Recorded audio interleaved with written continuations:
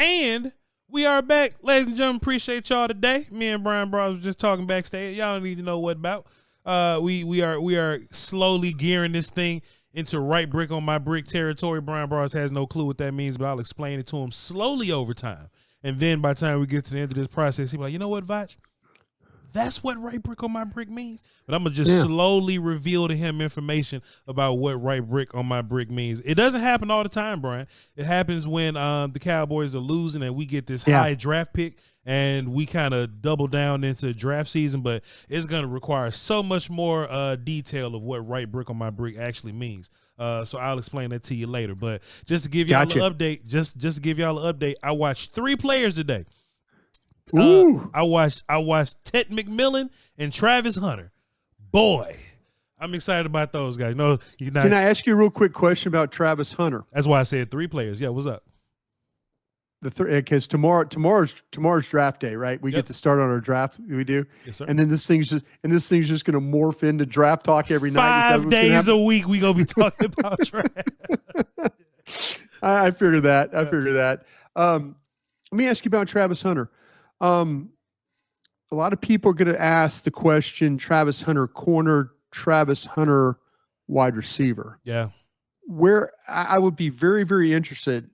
And I'll tell you, when we get, by the way, close to drafting season and stuff, well, we're already getting into it now because of the record, the way it is. Mm-hmm. I want to get Jim Nagy on here from the Senior Bowl and have him kind of talk about some stuff with the draft. We'll do it. And then I had, a matter of fact, Tom Siskowski, the former Cowboy director of player personnel. Okay. I talked to him today. He was checking. He goes, "Hey, I got a little podcast to do with a buddy of mine." And he goes, "Tell me when you want me on. I'll be on." So maybe Tommy can talk about some of the things that goes on in the war room.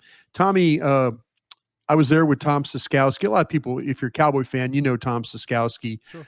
Matter of fact, his last draft was, I think, the Sharif Floyd one where they passed, and Tommy got really upset and all that, and and then Jeff Ireland came in and stuff. So, sure. But Tommy's lived this. Tommy's an old scout, and he can kind of walk us through some of the stuff, maybe some of the stuff that Jerry Jones, Stephen Jones, maybe because when I left in 2005, Tommy stayed on and was working through. Sure. And so maybe he can give us a little bit more idea of some of the meetings and things like that and what goes into some of the selections. It might be good for our listeners to hear a little bit more modern version. Sure. Like I said, I was last in that room in 2005. I'm sure there's a lot of people that are like, geez, Broaddus, but that last draft, that was the DeMarcus Ware draft and stuff like that. So that one worked out pretty good. Awesome. If you're going to go out on one, that's the one to go out on, with the players, Jay Ratliff and Marcus Spears. And man, that was a lot of fun. But yeah, got some guys in mind too that I want to get on here. And when we get cranking up on this draft stuff, sure. But I know I'm kind of deviated because I was thinking about guys. Yeah. Travis Hunter, though, where do you kind of see this thing going for Travis Hunter? Brian, I'm going to say this a lot over the years or whatever. This is probably my first time saying it to you.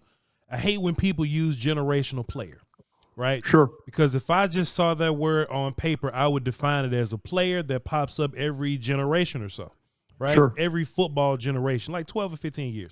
So when I see these top-tier pass rushers and people call them generational players, I'm like, that's a lie. That's a lie. 3 other dudes just happened 3 years ago. This is, Yeah. The last two-way player like this was Charlie, and Charlie was a long, long time ago. Woodson. Yeah. Was a long time ago. So he was. This is how I look at Travis Hunter. Special. Yeah. And normally they make kids play corner because they're not good at receiver, Bryan Broaddus.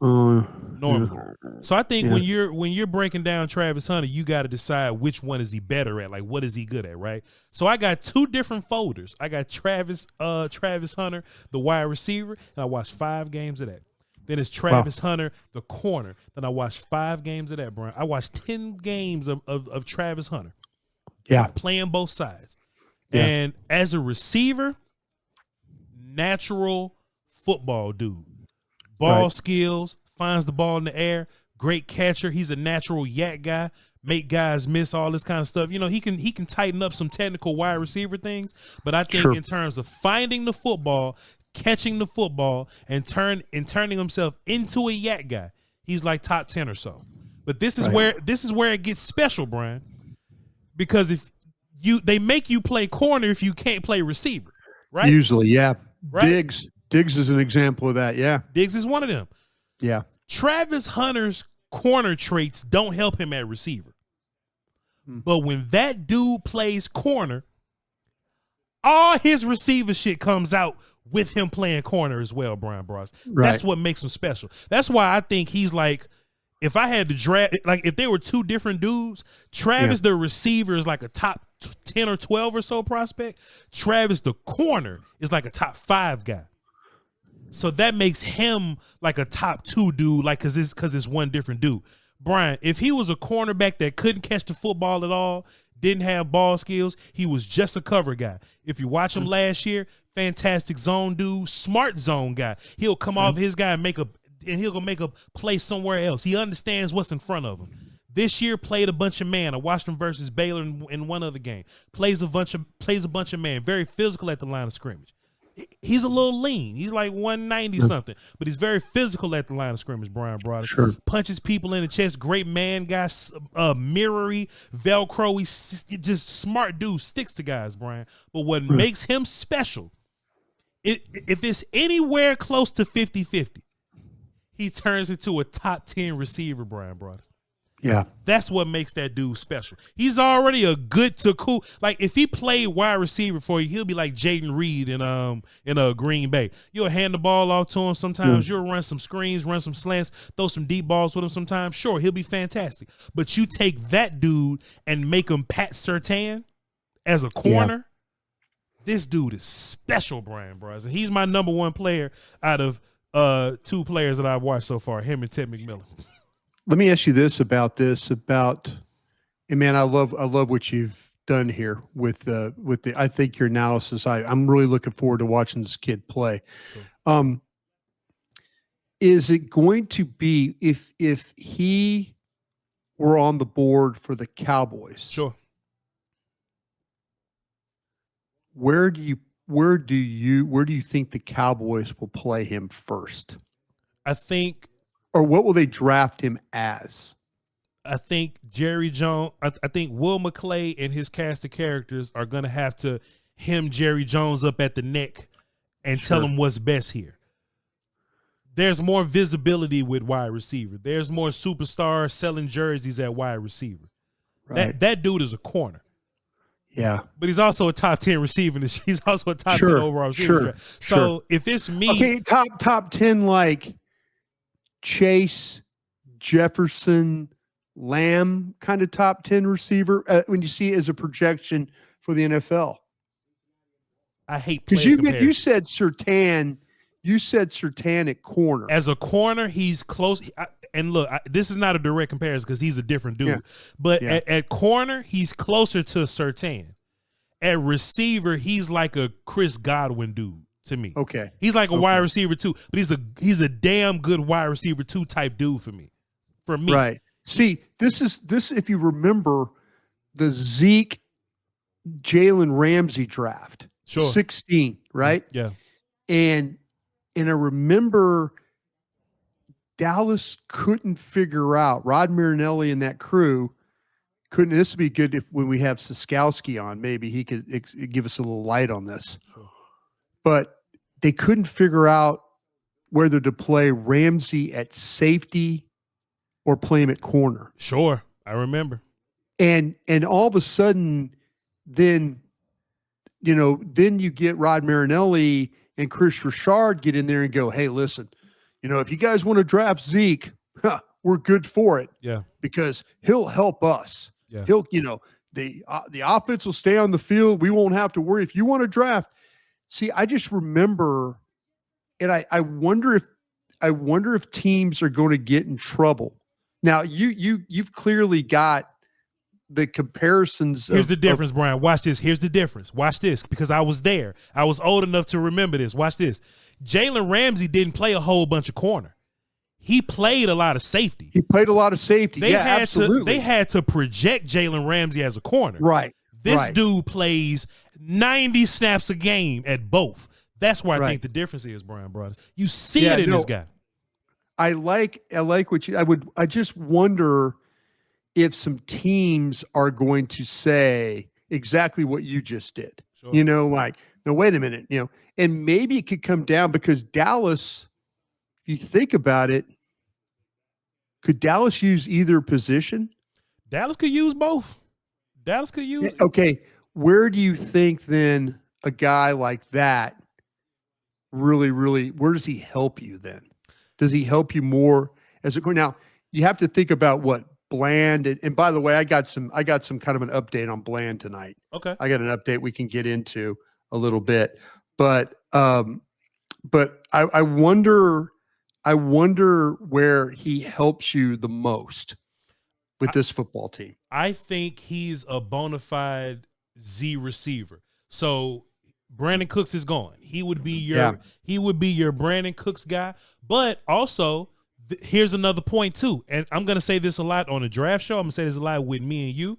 If Travis Hunter is just running upfield and turning around and running slants, he won't be as good. You have to imagine with Travis Hunter, right? So I think Travis Hunter, put him in the backfield, use him as a overall. Is that why you talk about Chris Godwin then? You were talking about somebody that's got a lot of versatility to his game. Versatility. You can line Travis Hunter up everywhere in tandem with lining Lamb up everywhere. But I think Travis Hunter is going to be like if he was drafted here, I think he would be a cornerback outside of Diggs. Bland would be a nickel guy because that makes sense to me. And then Travis Hunter would be a cold Z receiver for you. He would be a number 2 guy for me. Yeah. I tell you what, I just kind of, I wonder how many teams might struggle with this, or is it going to be really clear cut? I think it's going to be tough for a lot of teams because I do too. I think teams are going to overthink it. Teams suck at drafting, Brian, and I don't think they're going to pass on Travis Hunter because they don't know what to do with him. Because he's not a tweener. I think that's the big conversation about this guy. He's not a tweener where he's kind of good at one and he's kind of good at the other. He's great at both. It's just that some teams aren't going to agree with the wide receiver assessment. They're not going to agree with the cornerback assessment. I think it's going to be a lot of mix up on that. But when I see this dude, man, I see a dude that makes plays on both sides of the ball, physical and smart for both sides of the ball, Brian. The dude's tough. Okay, let me ask you this question too, because what's going to happen is we're going to get into this process, and all of a sudden, scouts love to talk off the record. Yeah, you know, they'll talk to their other media, they'll talk to media guys and gals and say, "Listen, you didn't hear this from me. Sure, you didn't hear this from me, but here, you know, what position will scouts poke the most holes in about this kid?" Wide receiver. They're going to look at his wide receiver tape and they're going to overthink the idea that he's not some Amari Cooper type route runner. They're going to really get on to like the nuance of his wide receiver stuff. But I say this to you all the time, Brian. Wide receiver isn't as technical as he used to be. If you look at AJ Brown, hey, look, we're talking about the Eagles. If you watch AJ Brown, that dude runs slants, he runs screens, and he runs go balls, and he runs bubbles. And if he runs anything else, it's something that's like, hey, I drew a line across the field, do that. I think that's what a lot of this is, though, Brian. And I think you would be holding Travis Hunter back if you go, well, I want to see you run the route tree. I think that's doing too much. I think Travis Hunter is great when you give him the football and make him be a yak dude and let him run past people and then give him breaks on offense. He can go out there and shut people down on defense. I think he's a much better corner than he is a receiver. That's just my opinion. So they're going to go the media scouts, not the guys and gals that maybe some guys and gals that break down the tape. Sure. But they're going to get from they're going to get from scouts when they're going after this kid, and we know what happens. Sure, they're always, you know, you could be Heisman Trophy winner, and they're going to shoot holes in your game. Yep, you know, they're going to shoot holes. Yep, and you think that they're going to shoot holes in the wide receiver aspect of his game before the cornerback part. If it's any warts on him, you may look at his route running and be like, well, I want my wide receivers to run this kind of thing. Right. Mike McCarthy wants that, right? Or I want my guy to be able to play all the receivers. Right. Or they're gonna look at the idea that he's like a 190 or so. He's kind of lean looking. They're gonna look at his frame and be like, oh well, he's not so big, and maybe they're gonna try to poke holes in that. But I think that'll be grossly overthinking. I think the dude's special, Bryan Broaddus. I think he's the best player in this draft right now, and I've watched 2 players. Is there any, I keep asking you questions because I'm fascinated by this. Please. Is there any thought that in any I say the word, any thought that you try him at a position and he's not good at it? He got a hell of a backup plan. That's what I'm saying. You draft a guy, he doesn't, if he's not what we all think he might be at corner. Sure. They put him at receiver. I mean, like you're kind of drafting him in a way, like if you think he's just this, but then he turns into kind of a busty player at a position. Yep. Which I mean, hey, it's sure. It trust me. I didn't think Peter Warwick, and I mean, I thought there were going to be some guys, and I'm not saying Peter Warwick, but I'm just saying, John Ross, right? Somebody like that gets selected really, really high, and then goes on, somewhere else. Sure. But this guy would be one of those guys that if you drafted him in one of the positions didn't work out, you immediately put him at the other one. I think you play him at both right now. Right now. I think you play him at both right now. I use this example all the time, Brian. You remember T. Higgins when he was in Clemson? Because I remember T. Higgins was a guy, and if you could go back and watch draft shows, I love T. Higgins. He was a bona fide stud, but he's a wide receiver 2 in the league. Yeah. That's about the train. T. Higgins, and I know exactly what you're talking about. Right. And people are like, oh, no, come on, Brian. No. T. Higgins in college was a stud. Clemson had a run where they had 5 or 6 years of studly wide receivers. Yeah. But they ended up being like wide receiver 2 type. Like maybe not Hopkins. Hopkins is a wide receiver 1. But after Hopkins, there was a run of like studly Clemson receivers that ended up being wide receiver 2s. I think Travis's floor is like a studly wide receiver 2, but a great corner. Does it help the fact that he has a quarterback that can get him the ball?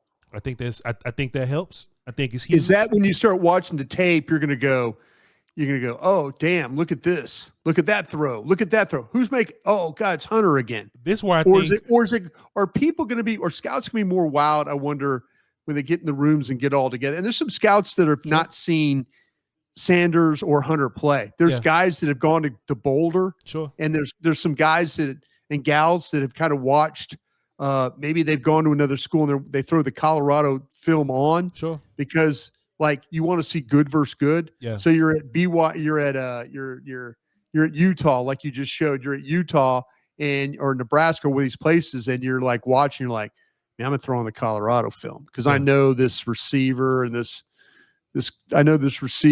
quarterback, they're going to light people up that way. Yep. I wonder if that's Well, just watching film on him though, Brian, I think, like I said, I think it depends more on the play caller than the actual quarterback.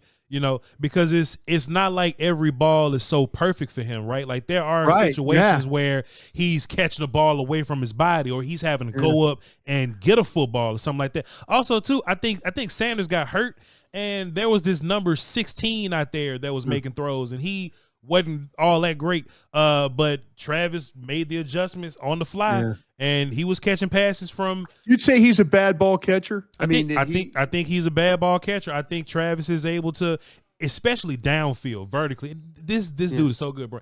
Vertically, like when the ball is just floating in the air, and he'll just bring it down or whatever, right? Like he'll find it in the air and that's what I think makes him dangerous at corner, because he takes the deep vertical stuff and he translates that into 50-50 ball catching at corner, which makes him even more dangerous. Then he turns into a yak guy at corner after he catches interception.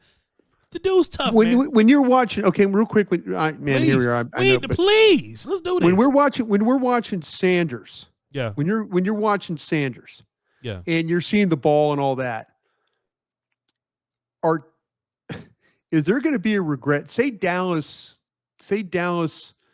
wins 1-2 more games. Yeah. and all of a sudden you're picking, or maybe you don't win a game. Maybe, I mean, I know the Giants and Carolina and all that are on, so you probably looking at, who knows, Cooper Rush, you never know. Sure.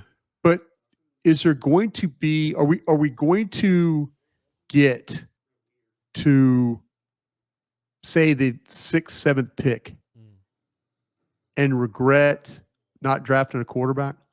I personally don't think so. I think once you have a quarterback, I just think you just build around that guy.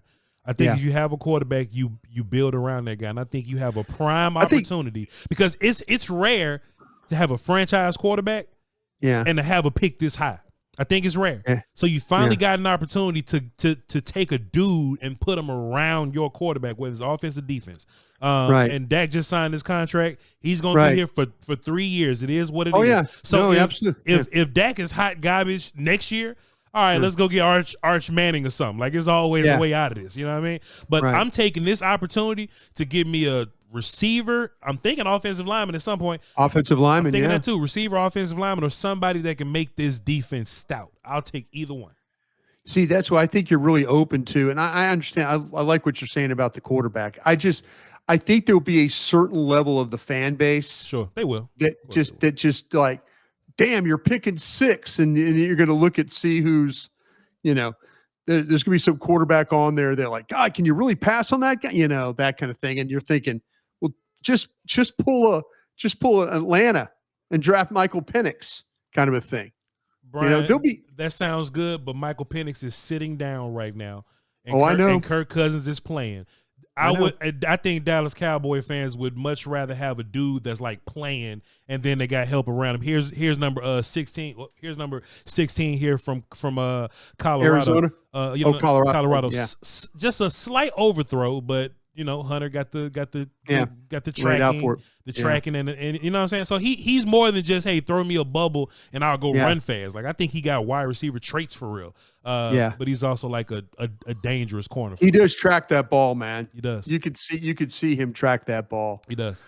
Yeah. Okay, just crystal ball this thing. What pick do you think they end up with? The Cowboys got 3 wins right now. I think it'll be foolish to assume that they lose all of them. They'll probably beat Carolina. I would hope that they beat the Eagles at least one time, just so I can live on the internet. I think they'll lose 6 games, maybe 5, and we'll end up around 8, 9, or 10, or 11. Really? You think so? 8, 9, 10, or 11. Yeah, I think there's, to me, if you could just now, if it's, and we'll see how it plays out. The selfish side of me is like, I don't think it's going to get any better because of how banged up you are. Now your quarterback's out and all that. Selfish side of me wants to be in that top 10. Yeah, I agree. I agree, Brian. It really does. And I'll tell you what, I would not be. You let me pick in the top 3. Oh yeah, we're all day. You let me not only first round, you let me pick in the top 3 all day. Yeah, we'll get this football team right again. Now that I look at it, Brian, we might only beat Carolina and New York one time. I don't know. And that's kind of where I was thinking too. And I don't know, man. I was watching New York, man. Tyrone Tracy sure looked good over there. So it's looking good. Yeah, you might get 2 more wins. You really might just get 2 more wins. If that. We just need to go ahead and just lose all these so we can get that pick, man. Well, that's what if you're gonna be bad, be bad. I mean, I know that kills fans. I know that kills the fans. And, not these fans. And the players. No. But I will say this, and I've sat in that chair where you're thinking you have hope. Mm-hmm. You're going out there to try and win every single game, but deep down inside, you're like, if this is going to be an effing train wreck, let's be an effing train wreck, and let's get a top 5 pick out of this, Brian, and let's keep picking in every round in the top 5. I think what I'm saying. I think these fans with 4 being out, I think they will gladly lose all the rest of these games so that we could be drafting up here. It's a lot of teams with that's 9 teams only 2 wins. So the league sucks this year. So I mean, it's not gonna stay like this, of course. Right. It's not gonna stay like this, but you can definitely find yourself in that top 10. I think you can end up being top 5 somewhere. It just, man, look, so you talking about Sanders, Brian, and I know we probably won't even talk about the Eagles tonight. Listen, I know you was talking about Sanders and all that, Brian. Let me say this. New England may not be a quarterback needy team. They just drafted Jake May. Sure. Jacksonville, I don't know. New Orleans, which one are these teams quarterback needy to where even if we don't end up with a top 5 or so pick, let's just say that we end up like 7. Do you think that there's a couple teams that'll take Cam Ward, that'll take Sanders and really bump guys down for you? I hope so. But the thing, I tell you what, I would think that maybe a team like, and what's fascinating is every team has their pick in the first round. Sure. It's been the first time in a long time that's happened. I see some kind of needy quarterback teams. Yeah. Do you think New Orleans is in that mix? I think New Orleans. I think they would love to draft a quarterback. I think Cleveland. Carolina, Cleveland, definitely. Vegas for sure. Vegas for sure. Should be the Giants, but they just paid our guy over there. Tua just got paid. Will Levis just got drafted. It's a lot of young, unproven quarterbacks at the top of this draft right here. Yeah. I kind of wonder. I mean, I wonder if Dallas would be sitting in a spot where it might be, like I said, I think there's some teams, like I said, I think Vegas, Cleveland, there's going to be some teams, whoever's got that first overall pick. Yeah. There could be some really interesting jockeying to try and get that, some moving to go around. Get that pick. Yeah. And then New England, I don't know, man. I don't know. To me, I'm kind of looking forward to seeing, the Sanders and the Ward, who are better of those guys. Yeah. I mean, you've seen like Ward has done. Ward won a lot of games at Washington State. Now he's damn near throwing 40 touchdowns and ton of yards. He's mobile. God, he's a good-looking player. So, just in case anybody's listening right now, your quarterbacks are Milroe, Ward, Sanders. Nussmeier will probably be a second-round guy, maybe late. Who's that? Nussmeier? Nussmeier, yeah. You know what, man? This is going to sound for Cowboy fans. You're going to, and trust me, LSU's my team. I love LSU with all my heart. That kid's got some Tony Romo in him. He's got that, I don't give an F and I'm going to throw it and I trust my arm and I'm smart and I'm tough. He doesn't run nearly enough. I mean, he can get away if he has to, but he is going to stand in there and make some wickedly good throws. Yeah. I've been very fortunate with my Joe Burrows here, and then my Daniels, and now this kid. This kid, his dad coaching in Philadelphia, quarterbacks coach. He understands. He gets it. He hung in there, man. He could have bailed. Sure. He could have bailed when he saw what Daniels was doing and all that. He could have bailed. That kid stuck in there to play quarterback at LSU. Yeah. And God bless him for doing that. But man, I'll tell you what, I wouldn't be surprised to see him at the back end of the first right now. That's kind of where I would project, if somebody, we always talk about teams coming back into the round to go get somebody. I wouldn't be surprised if somebody took him late in the first round. Brian, I'll tell you what, I didn't think Bo Nix was going to be a first-round quarterback. No, I didn't know. Bo Nix at Auburn was horrible. Yeah. You got to give Dan Lanning and those guys at Oregon and the OCs, those guys a lot of credit. Because Bo Nix at Auburn was, I think, undraftable. Yeah. I think he was undraftable. I watched him play now, running around tough and all that, sure. Yeah. But Oregon got him to the point where he could throw the ball well. Yeah. Sean's working with him, but like I said, if you gave me a choice between, and it's probably because of my LSU bias a little bit. Yeah.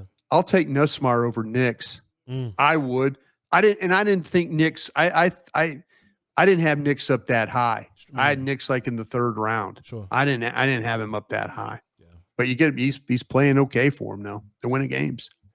Now, Brian, normally when me and you do a show of doing all right, me and you come together and talk for like 30 minutes.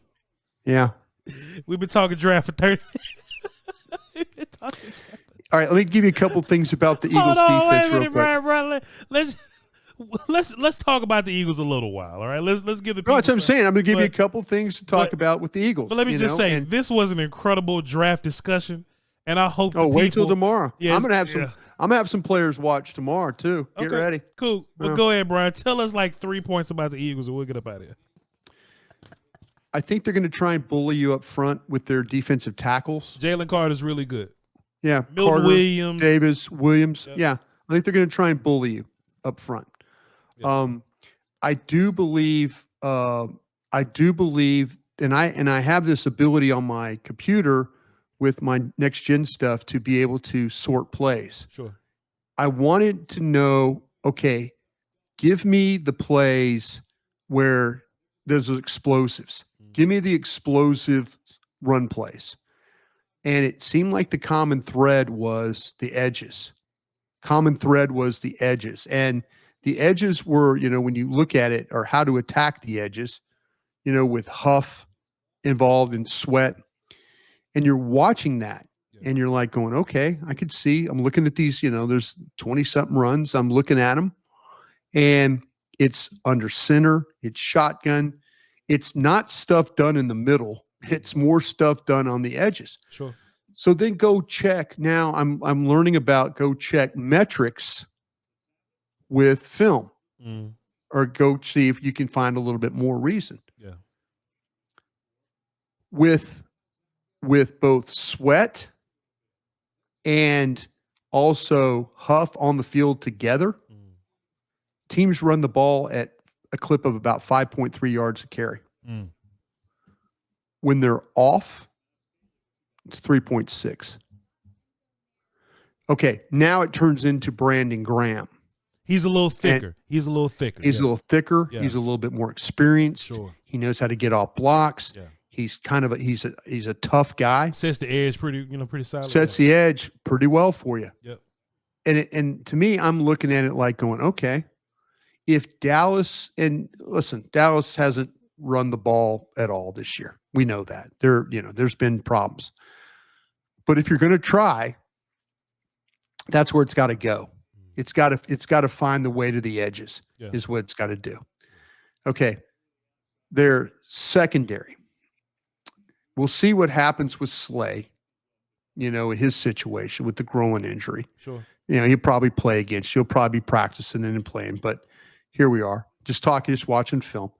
So if he's out, Isaiah Rodgers has been the backup. Sure. Rodgers has done a pretty good job. Yeah. And they've went with Cooper DeJean as the nickel instead of Maddox, which has been an upgrade for them. Yep. Good player. Kenyon Mitchell's really good too. They got Mitchell, and Mitchell. So they've got some quality corners. Sure. They got some quality corners. What I noticed again on some plays, just watching people throw the ball against Philadelphia.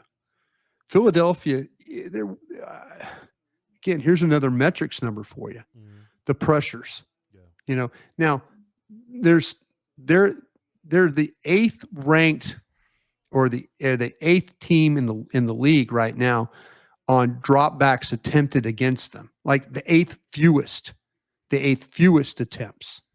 So their offense is playing, well and stuff. So, but their defense has not had to face a bunch of dropbacks. They're the 8th when it comes to that. Dallas is number 1 because people run the ball on Dallas is what they do. So they don't face, they had 2 games where Baltimore and the Saints where guys threw 20 passes in each. Yeah. One guy threw 15, the other threw 20. Yeah.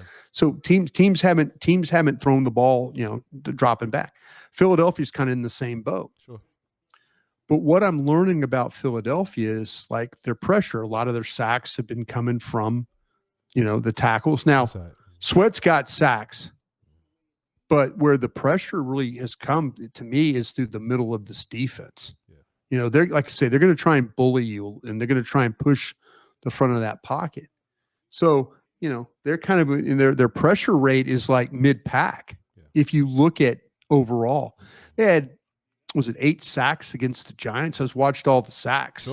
Sure. The Giants couldn't block them. Man. Fiegels did a hell of a job. Yeah. They didn't get a sack in the Tampa game. Jalen Carter really wreck a game though for you, Bryan Broaddus. He can. That's what I'm saying. So let me ask you this: the middle of that pocket is going to be a problem. Do you think? Who is going to have to deal with Carter more, Zach or Tyler Smith? Because if it's Tyler Smith, I feel slightly better. That's my problem. I think Philadelphia is going to look at Zach Martin giving up pressures. Yeah. And that's going to be where they're going to say, let's put a powerful guy over him and let him push. Yeah. And if he's dealing with the shoulder, we'll know. I mean, heck, he hadn't practiced this week. That might be something we might wake up, Saturday morning and learn that, that Martin is not going to play. And then it's, TJ Bass in there, right. And then it turns into, okay, well, there's your attack point right there for sure. I think if Martin plays, I think the Eagles determine that going up against Martin is probably better than going up against Smith. Sure. That would be my guess. But what I was looking at in the secondary, and sometimes they get teams the way that Vic Fangio plays his secondary. Sometimes you get a rotation where CJ Gardner-Johnson gets put in coverage. And I think there's been 12 pass attempts against him this year, or 12 completions, and 4 of them have been touchdowns. Yeah. Okay, if I'm the Cowboys, I go into the game thinking this, knowing that my best chance of running the ball, my best chance would be if Huff and then also Sweat were playing. Now, Huff's playing a lot less. They're rotating him out. Sure. We might see Hunt, who was drafted in the 3rd round there. I was hearing some whispers about, him, maybe they getting him more involved. But if I'm Cooper Rush, I'm thinking, okay, maybe keep runs on, edge runs. If like I say, if Huff and then also Sweat are in there. Yeah. If it's maybe Graham and maybe a little bit of Smith, maybe I think about doing something else. Sure. But what I'm trying to do in the passing game is, if I feel like I could get 8 matched up with somebody, if they're going to try and play him in coverage, I think I would try that one. Ferguson. I would. Yeah. Somebody. That's what I'm saying. Anybody. But I'm looking for guys. I'm looking for 8. Yeah. I'm looking for 19. I'm looking for 0. I'm trying to kind of figure this out. Yeah. It's a good defense. Yeah. But let's be honest though, too, here. Let's be honest about it. They've played the offenses they've played in the last 4 weeks. They've played Cleveland, who's been ranked 31st. They played the Giants, who've been ranked 26th. Cincinnati 17, and Jacksonville's 21. Yeah. Those are the offenses they played. Now they're about to play another bad offense. Sure. If you think about it, 100%. they really are. They're 30, really about to play. What 28 or something for us? Yeah, it's pretty bad. They're about to play another bad offense. If you think about it, without Dak Prescott, it's probably going to be not a very good offense. Sure. But they've been Dallas last year caught a run of really bad defenses too, or excuse me, bad offenses that could kind of help you along the way. Sure. So Philadelphia, I think they've caught a good run. They've caught a good run of some. They were able to just crush the Giants, sacking them. The way they played. The Cincinnati game, Cincinnati was a really good win for them, though. Sure. I'll give them credit for that one. Yeah, Brian, I know you want to win this game for morale and all this, and a part of me wants to win the game too because I got to deal with Eagle fans, man. Oh no, boy, yeah. we just talk. They're listening to our show. I'm sure. I hope they enjoy Draft Talk. Hey, come back. I was just about to say we just talk. We're a one-stop shop. We'll talk. We do Cowboys, it all. but we talk players. We talk players. Man, that's what we do. We talk players here. Man, the Eagles ain't gonna be nowhere near Travis Hunter though. But hey, it is what it is. Bryan Broaddus, thank you so much, man. Hey, how many players you gonna have for me tomorrow? How many players are watching? Because I was looking at my big board here, and I'm gonna not watch quarterbacks for a long time. It's gonna be a while. Okay, what you sent me that list? Yes, What's the first 5 positions on that list? Wide receiver and corner Travis Hunter, wide receiver Ted McMillan from Arizona. Okay. You got 2 Michigan players, Mason Graham, the D lineman, and Will Johnson, the corner. I'm skipping Milroe, and I guess I'll watch Malachi Starks because he's up there at 6. I try to avoid safeties a little bit, like I avoid quarter. Safety's just a little boring for me. But then there's Kenny Grant. He's the other tackle from Michigan. So I'll probably knock out both the Michigan guys together. I'll try to get as far as I can because I'm going to do some after we get done with our show tonight. Sure. And then I got some time in the morning to do some stuff. So I'm going to try and hopefully I'll have a few to talk about tomorrow, hopefully for you. Take your time. We just talked about one player for 30 minutes, so don't worry about it. Don't worry about it. Hey, man, y'all be sure to tap in tomorrow, man. Right brick on my 5 days a week, man. 5 days a week. Right brick on the price of the brick is going up. You understand me? We're back. But hey, y'all follow me on my social medias. I'll be talking about draft on Twitter if y'all hit me up. But Bryan Broaddus will still be holding it down, talking about Cowboys versus Eagles. Y'all be sure to tap in with him at BRYN Broaddus. And we'll catch y'all tomorrow to talk about some draft. I can't wait to hear what Bryan Broaddus got to say about McMillan and the idea that the Cowboys might not take him because they just spent the 4th on Mingo. All right? No, don't say that, bro. Shit. Crown.